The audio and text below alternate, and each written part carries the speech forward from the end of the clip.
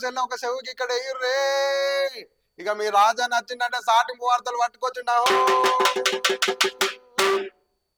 ఇగో సిగ్గులేనోనికి నవే సింగారం అన్నట్టు Jubilee hills election లో opposite పార్టీలకు 2 సార్లు ఓడిపోయి ఆ ఓటమికి తొలిమెట్టు అన్నట్టుగా గుండె ధైర్యం తెచ్చుకొని 3వ సారి కాంగ్రెస్ ప్రభుత్వం నుండి ఎమ్మెల్యే గెలిచిన నవీన్ యాదవ్ ఆపోజిట్ పార్టీలకు నాయకులకు భలే బుద్ధి చెప్పినాహో.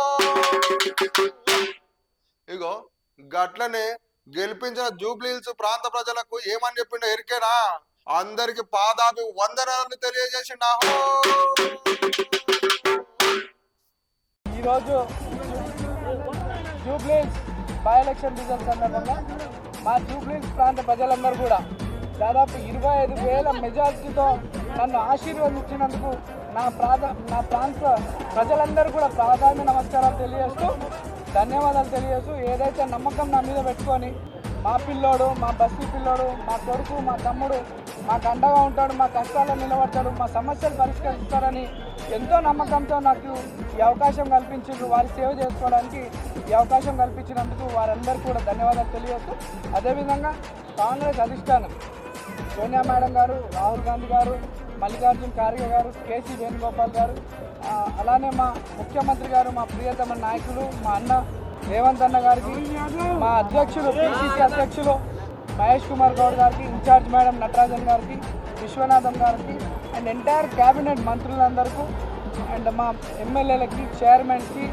మా పార్టీ కార్పొరేటర్స్, స్థానిక కార్పొరేటర్స్కు, ప్రతి ఒక్క కార్యకర్తకు ఎంతో కష్టపడ్డందుకు వాళ్ళందరూ కూడా ధన్యవాదాలు తెలియజేస్తూ మరి మా పార్టీ పెద్దలు నా మీద నమ్మకం పెట్టుకొని నాకు అవకాశం కల్పించినందుకు మా పార్టీ పెద్దలకు కూడా ధన్యవాదాలు తెలియజేస్తూ ఈరోజు పార్టీ కార్యకర్తలు ఎంటైర్ కాంగ్రెస్ పార్టీ సిస్టమ్ అంతా జూబ్లీస్లో ఎంతో కష్టపడి కాంగ్రెస్ పార్టీని నన్ను ఇక్కడ గెలిపించుకోవడానికి నిరంతరం కృషి చేసినటువంటి ప్రతి ఒక్క కార్యకర్త నుండి ముఖ్యమంత్రి వారికి, అధిష్టానం అందరూ కూడా ధన్యవాదాలు తెలియజేస్తూ ఏదైతే ప్రజలు నా మీద నమ్మకం పెట్టుకొని ఇక్కడ అభివృద్ధి చెందుతుందని, భవిష్యత్తు బాగుంటుందని నమ్మకంతో ఇచ్చినారో దాదాపు 200 కోట్లతో అభివృద్ధి కార్యక్రమాలు చేపట్టినాం గతంలో.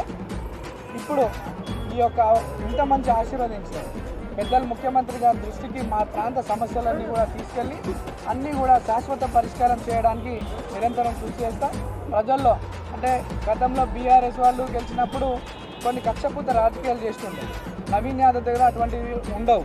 నవీన్ యాదవ్ ఈ రోజు వరకే మీరు మేము ఇప్పటి నుండి మనమంతా ఒకటే, అందరం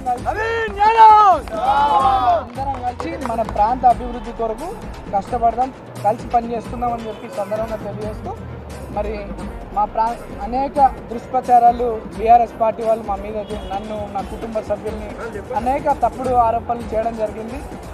వాటికి ఈరోజు ఈ సమాధానం మా ప్రజలు వాళ్ళకి ఇచ్చినారు.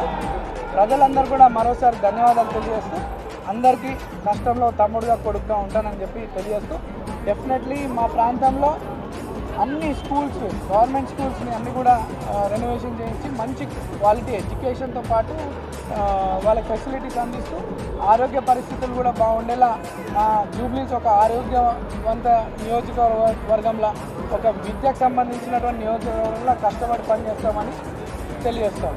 ఆగో చూసిరు కదా, గీయాలంటే సాటింపు వార్తలు అయితే గిట్లున్నాయి. మళ్ళా రేపు ఇదే టైంకు సాటింపు వార్తలతో మీ ముందుకు వస్తా. అంతవరకు చూస్తూనే ఉండండి సాటింపు వార్తలు.